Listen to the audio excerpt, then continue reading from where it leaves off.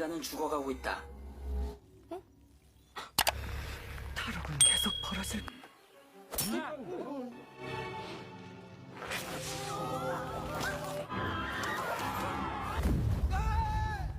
Guys, कहानी की शुरुआत में हमें बताया जा रहा था कि कई सालों से एलियंस जो कि कैदी होते थे वो हमारी धरती पर आकर ह्यूमंस के शरीर पर कब्जा कर लेते थे।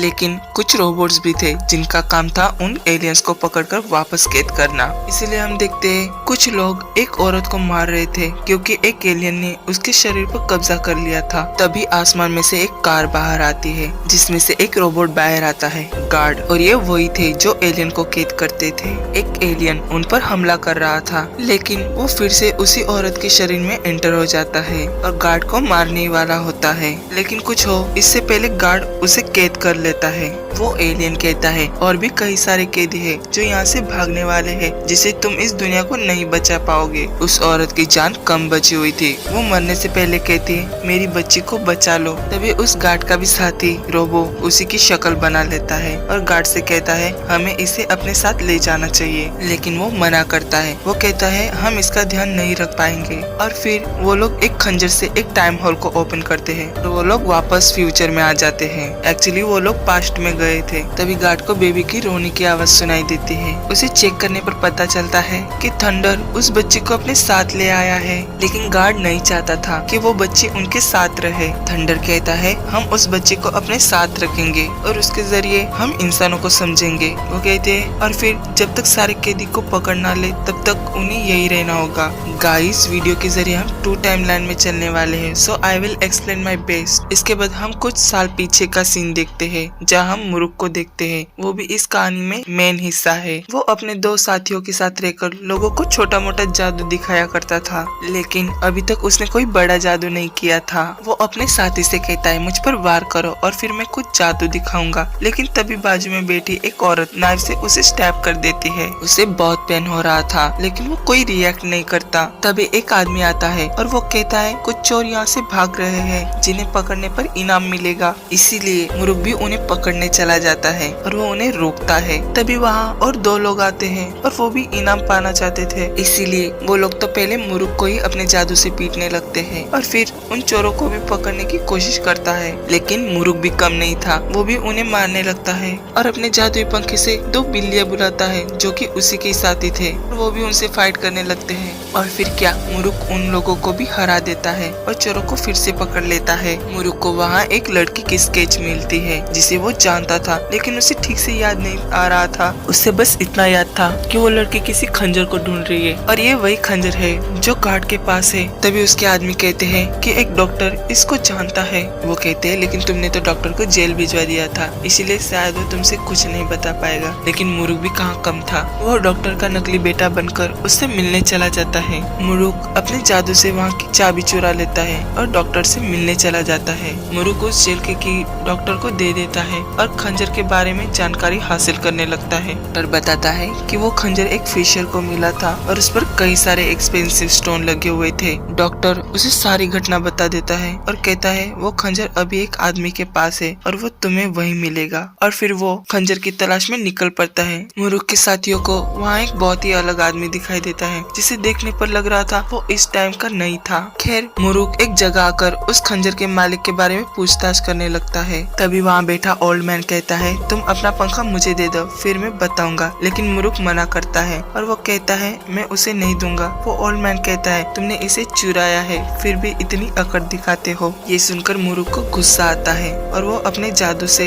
एक आदमी को दूर फेंक देता है। लेकिन वो ओल्ड मैन अपने 2 उंगलियों से मुरुक को वही रोक देता है और कहता है अभी तुम बहुत छोटे हो और बच्चे ये सब तुम्हारी बस की बात नहीं। और वो वहाँ से चला जाता है। जादुई खंजर उसी के पास था और वो एक आदमी से मिलता है जिसने भी अलग कपड़े पहने थे। वो आदमी कहता है ये खंजर हमारा है। लेकिन इन बातों पर ओल्ड मैन विश्वास नहीं कर रहा था। मुरुक भी अपने आदमियों की मदद से ऊपर जाने की कोशिश करता है। उसे एहसास हो गया था कि खंजर भी यहीं पर है। तभी मुरुक को एक डेंटिकल दिखाई देते हैं। इसका मतलब एलियन वहीं पर मौजूद था। उस आदमी ने ओल्ड मैन को जख्मी कर दिया था और फिर ओल्ड मैन भी खंजर को नीचे फेंक देता है और उसे डॉक्टर उठाकर भाग जाता है। ओल्ड मैन मुरुक से कहता है तुम इस झमेले से दूर रहो और वो बेचारा मर जाता है। मुरुक भी खंजर को लेने उस एलियन के पीछे दौड़ पड़ता है और उसका पीछा करने लगता है और एलियन भी अपनी टेल की मदद से डॉक्टर को पकड़ लेता है। तभी मुरुक अपने जादू से एलियन को दूर फेंक देता है और डॉक्टर से कहता है खंजर कहाँ है। वो कहता है मेरे पास कोई खंजर नहीं है। तभी एलियन अपनी टेल से उसे फेंक देता है और फिर से डॉक्टर के पीछे भागने लगता है।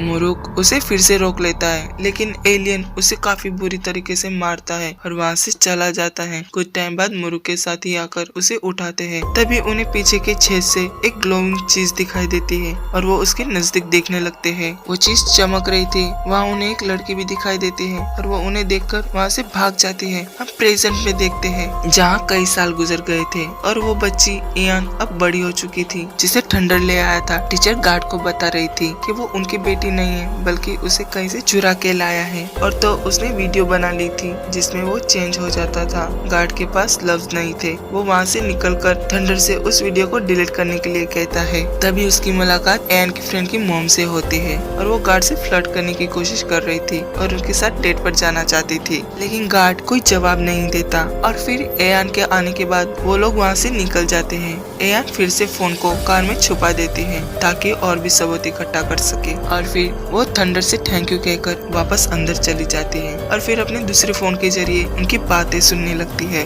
गार्ड थंडर से कहता है तुम क्यों उससे बातें करते हो, लेकिन वो कहता है जब वो छोटी थी तब मैं उससे बात करता था, शायद उसे अभी तक याद है। उसी रात एयान वापस कार के पास जाती है फोन लेने। तभी वो गलती से एक रास्ते को ओपन कर देती है कार में। वो उसमें हाथ डालने ही वाली थी कि तभी थंडर उसे रोक लेता है और उसके सामने आ जाता है। उसे यकीन हो चुका था कि उसके डैड अलग है। इसके बाद थंडर उसके डैड की शक्ल लेकर उसे सब कुछ बता देता है। वो लोग दूसरे प्लेनेट से आए थे और एलियन को पकड़कर उन्हें कैद करने का काम करते थे। एयान को ये सब सुनकर काफी मजा आता है और उसे थंडर भी अच्छा लगता है। तभी इमरजेंसी अलर्ट की वजह से उसे जाना पड़ता है। थंडर उसे ये भी बताता है कि वो लोग उसे पास से लाए हुए हैं। वो फिर से उनकी बातें सुनने लगते हैं। उन्हें पता चलता है कि एक हॉस्पिटल से उन्हें एक मैसेज रिसीव हुआ है और फिर नेक्स्ट मॉर्निंग एयानी उस हॉस्पिटल में चली जाती है। वो वहाँ जाकर वीडियो शूट करने लगते हैं ताकि कहीं कुछ भी गड़बड़ हो वो उसे कैप्चर कर सके। तभी उन सभी की नजर आसमान पे पड़ती है। वहाँ एक ट्रांसपोर्ट मशीन थी और उसी में से एक छोटी सी चीज बाहर आती है और वो सभी लोगों के बॉडी में स्टक हो जाती है। वहाँ सभी लोग भागने लगते हैं लेकिन वो एलियन वाली चीज बॉडी में घुस जाती है। गार्ड इन सब चीजों के बारे में जानता था और वो भी वहाँ आ चुका था। एयान भी ये देखकर डर जाती है और वो भागते हुए एक जगह छुप जाती है लेकिन वो चीज भी उसका पीछा करती रहती है। तभी वहाँ ऊपर से गार्ड आ जाता है और एयान उसे देखकर भाग जाती है। इसके बाद सभी लोग फिर से नॉर्मल हो जाते हैं। मतलब ये सब गार्ड का ही काम था और उसी ने सभी लोगों के अंदर एलियन को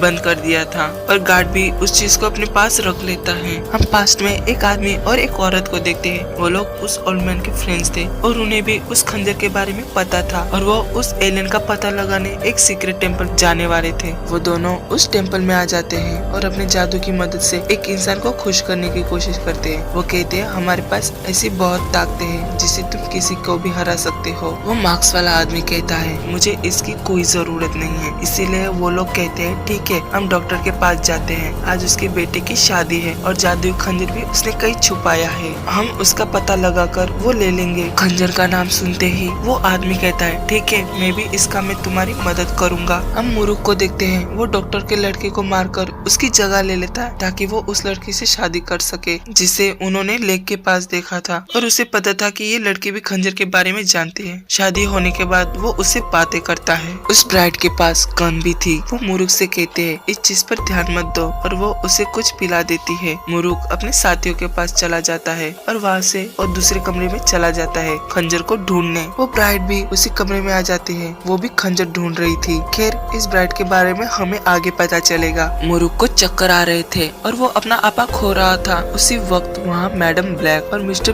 ब्लू भी आ जाते हैं। वो दोनों जादूगर। वो लोग अपने जादू की मदद से एक दीवार खड़ी कर देते हैं। उन्हें एक आदमी रोकने की कोशिश करता है लेकिन मैडम ब्लैक अपने जादू से उसे वश में कर लेती है और उस आदमी से खंजर लाने के लिए कहती है। वो भी खंजर लेने चला जाता है। मुरुक को भी पता चल गया था कि ब्राइड ने उसके ड्रिंक में कुछ मिलाया था। ब्राइड कहती है टेंशन मत लो तुम्हें कुछ नहीं होगा और कुछ टाइम सोने के बाद फिर से ठीक हो जाओगे। वो कहती है मुझे वो खंजर जल्द से जल्द ढूंढना होगा, नहीं तो वो लोग उसे लेकर चले जाएंगे। और वो बाहर जाकर उनसे लड़ने लगती है। ब्राइट भी लड़ना काफी अच्छे से जानती थी और वो उन्हें हरा रही थी। और तभी वो गन पॉइंट करके उनसे खंजर ले लेती है, लेकिन ब्लैक और ब्लू के पास जादुई चादर थी, वो उससे गायब हो जाते हैं और ब्राइट से लड़ने लगते हैं। वो उसे नहीं दिखाई दे रहे थे और फिर वो दोनों मिलकर खंजर लेने की कोशिश करते हैं, लेकिन ब्राइट भी गन को शूट करके मैडम ब्लैक को जख्मी कर देती है और फिर वो वहाँ से भागने लगती है। लेकिन वहाँ मार्क्स वाला आदमी भी आकर उसे एक चीज से हिट करता है और वो बेहोश हो जाती है और वो आदमी खंजर ले लेता है। मुरुक के आदमी भी आकर उसे उठाकर ले जाते हैं। इस वीडियो बहुत लॉन्ग होने वाली है, इसीलिए मैं इसके सेकेंड पार्ट को भी अगली वीडियो में एक्सप्लेन करूंगा। आप तब तक वेट करें। Thank you.